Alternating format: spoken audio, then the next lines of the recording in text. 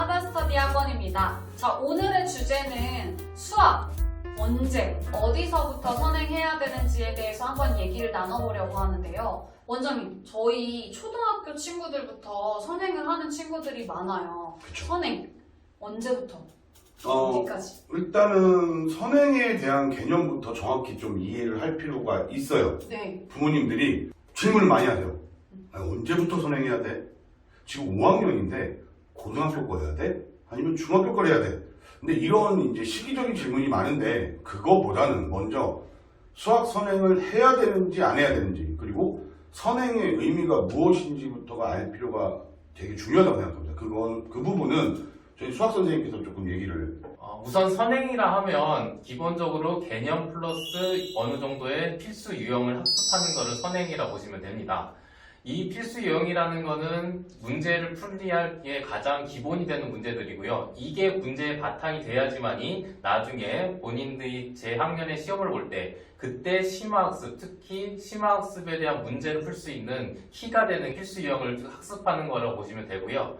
지금 현재 진행되는 선행은 개념과 필수 유형까지의 학습이라고 보시면 됩니다. 그래서 이제 초등학생 같은 경우는 개념 정립이 굉장히 중요합니다. 이 친구들이 수체계는 똑바로 알고 넘어가는지, 그리고 분수나 소수, 그 다음에 방정식을 배우게 될 텐데 그런 부분들, 그 다음에 도형 부분들을, 기초적인 부분들을 이제 섭렵하게 돼요. 그래서 그런 부분들의 개념들이 똑바로 돼야 되는데 이게 만약에 잘 안 잡힌다면 사실 중학교 가서도 굉장히 힘듭니다.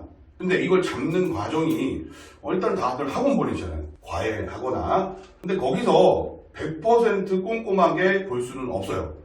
초등학교 때는요, 제일 중요한 건 부모님의 역할입니다. 물론 힘들죠. 학원도 보내는데 내가 이것까지 해야 되나? 근데 제 자식인데요. 네, 나중에 중학교 가서 고등학교 가서 어렵지 않고 힘들지 않으려면은 부모님들이 조금 꼼꼼하게 봐줘야 되는 부분이 있고요. 피드백이 잘 되는지를 확인하셔야 돼요. 계산 틀린다고 뭐라고 하지 마세요. 학부모님들도 분수 계산, 소수 계산 주면 틀려요. 네. 근데 그러니까 연산이 약해? 절대 그거 아닙니다. 그거보다 더 중요한 건 개념들이 어떤 건지, 그리고 선행을 나가더라도 아까 선생님이 말씀하셨듯이 개념하고 유형 선행을 나가기 때문에 그 개념들을 똑바로 제대로 알고 넘어가는지를 부모님들이 확인을 반드시 해주셔야 됩니다. 그만큼 관심을 많이 주셔야 되고요. 여기서 또 하나 이제 학부모님들이 그러면 중학교 걸 언제부터 해야 돼요? 중학교가 언제부터 하는 건 상관이 없어요. 초등학교 1학년 때 해도 되고요. 초등학교 6학년 때 가서 해도 돼요. 대신 아까 말씀드렸듯이 초등학교 개념들이 확실하게 잡혀 있다라고 판단이 되면 그때 그 선행을 진행해도 되고요. 그 다음에 초등학생들 심화 문제지, 예를 들어 광고는 아니지만 디딤돌 최상위 문제 풀어야 되나요? 경시 문제는 풀어야 되나요? 사실 풀면 좋습니다. 근데 언제 풀면 좋겠냐? 선행이 나가더라도 그 다음에 본인 아이들, 학생들이 시험 대비하거나 이렇게 진행이 될 때 같이 병행해서 풀어주면 좋겠고, 이왕이면 아이가 조금 더 실력이 조금 더 된다라고 생각했을 때는 경시 부분 이상도 문제를 건드려주는 게 저는 좋다고 생각합니다. 초등학생들 거기 또 중요한 점이 하나 있습니다. 책 좀 읽히세요. 아마 학부모님들이 확인을 해보시면 우리 애는 문제 읽기를 너무 싫어해요. 그게 문제입니다. 문제를 읽기 너무 싫어하는데 어떻게 수학 문제를 풀어요? 문제부터 읽고 분석을 해야 됩니다. 그래서 확인 절차에서 우리 친구들이 지금 독해력이 어느 정도 되는지도 사실은 되게 중요한 부분이에요. 근데 대부분 학부모님들이 선행을 걱정하시면서 선행을 하는 학원들을 보내기는 하잖아요. 수학 학원들을. 내가 선행 학원을 보냈는데 여전히 학생이 수학을 어려워하고 수학을 또 어떤 식으로 해야 되는지 모르겠고 점수가 안 나오고 이런 부분들이 좀 고민을 하시는 분들이 많은데요. 근데 왜 일반 이제 선행을 하는 학원을 보냈는데 왜 점수가 안 나오고, 그럼 그런 친구들은 선행을 어떤 식으로 해야 될까요? 지금 이제 학생들이 점수가 안 나오는 거에 대해서 고민을 하시는 건데요. 선행을 어떻게 준비했느냐를 먼저 말씀을 드리면, 아까도 말씀드렸지만 개념에다가 필수 유형을 하는 건데 이 유형들이 어느 정도 암기가 돼 있어야 됩니다. 근데 선행을 했다라는 거는 적어도 1년에서 반년 사이를 전에 공부를 한 건데 그 개념이 남아있을 경우가 잘 없어요. 그렇게 되면 이제 학원이나 이런 데서 시험 대비를 하는데 이 필수형과 개념 같은 경우는 학생들이 다 알고 있다고 생각하고 수업을 나가세요. 왜 그러냐면 어차피 시험 문제에서는 난이도가 있는 문제들이 나와야지 이게 변별력이 생기기 때문에 그쪽 위주로 문제를 풀이를 할 수밖에 없는 구조거든요.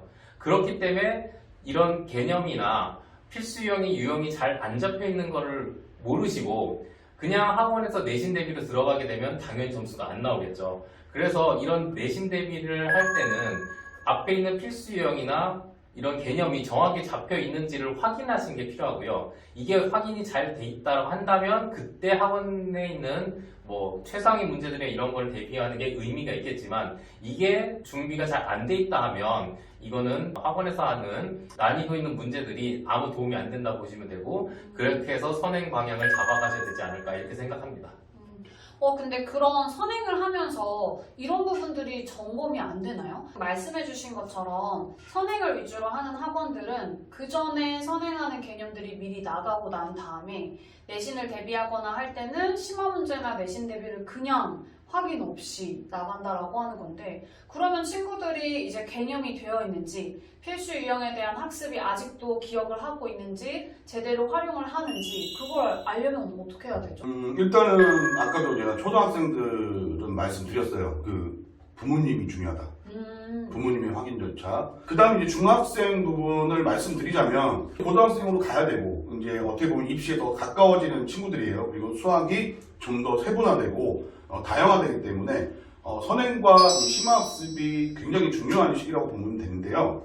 이때는 진단이라고 표현할게요. 제가 진단이라고 하는데 사실 이 부분은 학원에서 이루어져야 됩니다. 아니면 뭐 과외 선생님이라든가 그걸 통해서 해야 되는데 중학생들은 그럼 학부모가 하면 안 되나요? 사실 힘들어요. 일단은 사춘기가 왔죠. 네, 그리고 그렇죠. 부모님들이랑 말 잘 안 해요. 맞아요. 네, 근데 그런 친구들한테 너의 약점을 나한테 보여줘? 절대 안 보여줍니다. 그러면 학원 측에서나 아니면 그 사설 입시라든가 이런 부분에서 그 맡겨야 되는데 이 친구들이 반드시 선행을 나갈 때는 이 개념이 정확하게 근데 같은 학원이나 같은 곳에서는 묻지 마세요. 왜? 그냥 나갔으니까. 그냥 됐으니까. 물론 단원 테스트 대단원 테스트 봐서 그 진행 상황을 알려주겠죠. 그런데 그거보다는 다른 기관이나 업체에다가 의뢰를 하시는 게 가장 객관적이라고 생각을 합니다. 그래서 중학생 같은 경우도 이런 선행에 대한 진단이 중요하고 아까 선생님이 말씀하셨듯이 학부모님들이 물어보는 부분이 있어요. A급은 언제 풀어야 돼요? 블랙라벨은 언제 풀어야 돼요? 심화 문제는 언제 풀어야 돼요? 그걸 시험 때 대비로 풀면 됩니다. 그런데 개념이 제대로 붙잡혀 있지도 않고 선행은 나갔는데 그냥 블랙라벨 이런 심화서 사실은 문제가 많다고 보고요.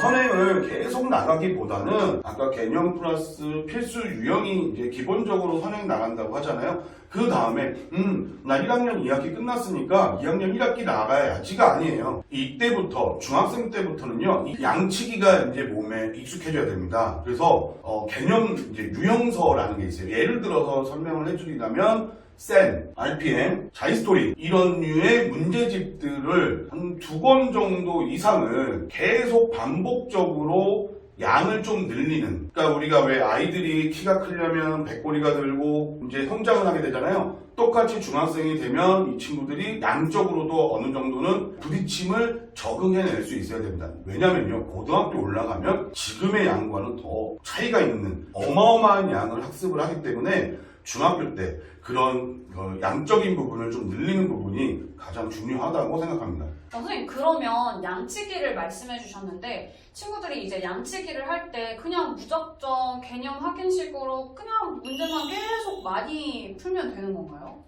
우선 양치기 부분은 아까도 말씀드린 개념에다가 필수 유형인데 필수 유형 부분은 양치기를 하셔야지만이 가장 좋은 결과를 얻을 수가 있습니다. 왜 그러냐면 여기서 필수형이라는 건 어떻게 보게 되면 본인이 다 암기하고 있어야 되고요. 그 암기라는 것이 다른 말로 체화라는 부분이 되는 거거든요. 이 체화된 걸 상태로 블랙라벨이나 이런 난이도 있는 문제들을 접근할 수 있는 방법들이 한 요소가 되는 거거든요.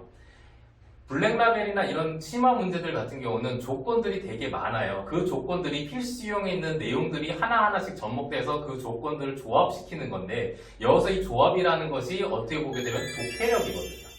이 독해력을 정확히 할 수 있어야지만이 수학 문제도 잘 풀 수 있고 이게 요즘 수능에 대한 트렌드가 되기도 해요. 수능 문제들이 상당히 길고 학생들이 이거에 대해 긴 거를 이해를 하지 못하는 경우가 있어요. 그럼 이해하지 못하는 건 당연히 국어나 이런 독해력이 안 되는 부분이거든요. 그래서 저는 이제 국어 선생님한테 여쭤보고 싶은 게 이 독해력을 어떻게 해야 되는 건지, 어떻게 해야지만이 학생들이 독해력을 가지고 수학에서 접목시킬 수 있는 건지 이걸 한번 여쭤보고 싶은 겁니다.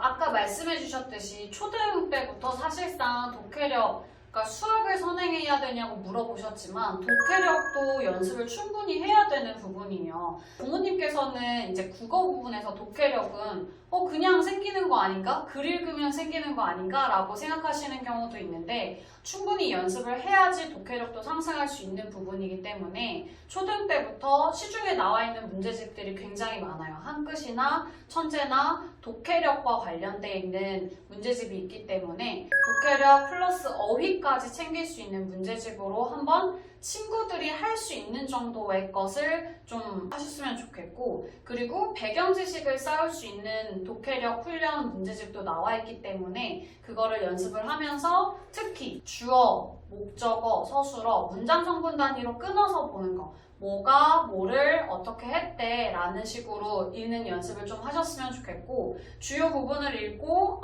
여기서 중요한 내용은 이런 내용이야 라고 친구들이 이제 요약할 수 있게끔 그것들을 연습을 하시는 거를 기본적으로 추천을 드리고, 좀 더 자세한 부분은 제가 추후 영상을 통해서 자세히 설명을 좀 드리도록 할게요. 얼마 전에 기사가 났는데요. 아이들이 긴 글을 읽기 싫어한다. 그러니까 한마디로 이제 독해력 부분에서 문제가 생겨서 기초학력이 굉장히 떨어졌다라는 기사를 봤어요. 근데 거기서 이제 골자는 뭐냐면 수학 학습, 초학습 능력이 현저히 떨어진 부분이 기사로 나왔는데 이만큼 그 독해력이 그 수학에도 굉장히 영향을 끼치는구나 이런 생각을 하게 됐어요. 저희 이제 하나의 일화로 저는 국어 선생님임에도 불구하고 친구들이 가끔 수학 문제에서 뭐뭐와 다른 집합 뭐 이런 식으로 하나의 키워드를 못 읽고 저한테 가져와서 선생님 이거 수학 문제인데 한번 좀 읽어봐 주세요 라고 하는 경우도 있어서 친구들이 정말 지금 독해력이 많이 떨어져 있고 문해력이 많이 떨어져 있구나 라고 하는 걸 느낄 때가 굉장히 많았는데, 수학 문제를 풀 때도 그런 부분들이 굉장히 중요하고 그래서 이 수학 문제를 이해하기 위해서라도 친구들이 이런 독해력이 정말 좀 잘 이루어져야 되겠다라는 생각이 좀 들더라고요. 결론은 이제 선행을 언제 어떻게 해야 되고 무엇을 가지고 해야 되냐라는 부분에 대해서는 저희가 말씀을 드리자면 선행은 해야 됩니다. 그렇죠? 그렇죠. 앞으로 중학교, 고등학교 시험 대비를 위해서라도 이제 내신도 중요하잖아요. 선행은 일정 부분 필요한데 독해력을 채워가면서 수학 문제에서 어떤 부분을 어떻게 풀어야 되는지에 대한 문제 읽기가 일단 가장 기본적으로 중요할 것 같아요. 선생님께서 말씀해 주셨듯이 이 문제 읽는 걸 통해서 이제 수능 문제까지 넘어간다라고 하니까 일단 기본적으로 그럼 수학에서는 어떤 거에 대한 확인이 필요할까요? 우선은 정의를 정확히 알고 있는지, 여기서 정의를 정확히 알고 있다는 것도 독해력이 필요합니다. 학생들이 무작정 정의하면 이거다 하면서 느끼고 넘어가는데 다시 물어보면 정확히 문제를 알지 못하고 있는 경우가 많거든요. 그래서 독해력 계속 말씀드리는 거고요. 그리고 이런 독해력, 기본적인 국어에 대한 독해력이 있어야지만 이 조건에서도 이게 자연스럽게 해석이 되고 연결이 되는 거거든요. 그래서 우선은 국어에 대한 독해력을 바탕으로 해서 수학에서는 그거를 바탕으로 해석할 수 있는 능력을 키우는 게 필요하다고 봅니다. 그러면 저희 하다스터디에서는 저희 하다스터디에서는 일단 국어 같은 경우에는 본인이 이제 독해력이 어느 정도 되는지, 그리고 문제를 풀 때 그 독해력이 기반으로 본인이 하고 있는지, 아니면 독해력은 잘 되어 있는데 문제에 익숙하지 못해서 잘 못하고 있는지에 대한 진단 테스트를 진행을 하고 있어요. 그래서 친구들이 이제 테스트를 받을 때 제가 이제 타임아웃으로 테스트를 진행을 하고 그 테스트를 통해서 친구들이 어떤 문제점을 가지고 있는지, 개인적인 문제점들이 있을 수 있기 때문에 그런 부분들을 하다스터디에 오시면 국어 같은 경우에는 진단을 해줄 수 있을 것 같습니다. 수학은 어떻게 진단이 이루어질까요? 수학 같은 경우는 우선 아까 말씀드린 국어처럼 아예 국어의 기초가 안 돼 있는지부터 확인이 아마 될 거고요. 그리고 그 조건들의 해석을 제대로 하고 있는지, 조건들을 잘 구분해서 연결하고 있는지, 그리고 그걸 바탕으로 연습이 돼서 문제를 정확히 풀 수 있는지, 아니면 운이 좋아서 문제를 맞췄던 건지, 이런 거에 대한 파악을 할 수 있는 진단이 저희가 진행되고 있다고 보시면 되겠고요. 아마 내가 제대로 공부하고 있는 건가, 아까 말씀드렸지만 필수 유형이 제대로 돼 있는지, 이런 것부터 다 확인이 된다고 보시면 될 것 같습니다. 지금까지 선행이 필요한지, 언제, 어디서부터 필요한지에 대해서 설명을 드렸는데요. 그거와 관련해서 이제 수학에 필요한 독해력에 대해서도 설명을 좀 드렸고, 진단의 필요성, 내가 어느 부분까지 지금 선행이 잘 되어 있는지, 그리고 이 앞으로 이 선행한 부분을 어떻게 활용해야 되는지에 대해서 저희들이 한번 얘기해봤습니다. 다음번에 더 유용한 정보로 만나뵙도록 할게요. 감사합니다. 안녕.